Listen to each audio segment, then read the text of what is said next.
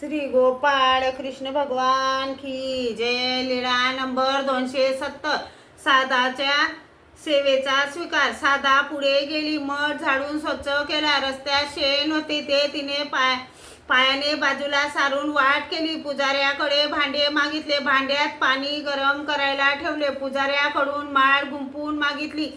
मग देवळाच्या ओसरीत तिघी जणी सर्वज्ञांची वाट पाहत बसल्या. थोडा उशीर झाला तेव्हा मायसा म्हणाली, साधा सर्वज्ञ तर येत नाहीत. आई ते दादोस सोबतीला होते तेही अंतरले. साधा म्हणाली, गप्पर हा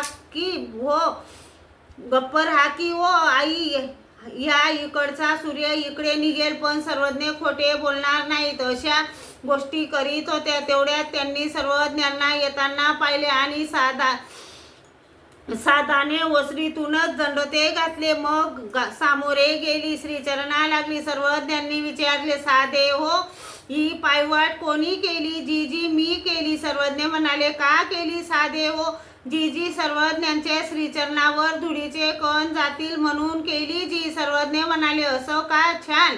मग साधाने सर्वज्ञांसाठी ओसरीत आसन केले. बाईसा सर्वज्ञांचे श्रीचरण धुयाला बसल्या तेव्हा साधाने गरम पाणी आणून दिले. ओट्यावर फुलांची माळ होती ती बाईसाच्या हातात दिली. सर्वज्ञांनी विचारले, साधे हो, हे गरम पाणी कसे जी?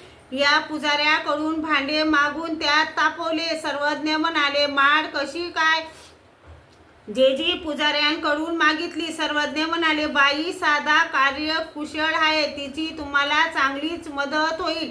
हो बाबा. मग सर्वज्ञांचे श्रीचरण धुतले. नंतर सर्वज्ञ मठात गेले. श्री गोपाळ कृष्ण भगवान की जय.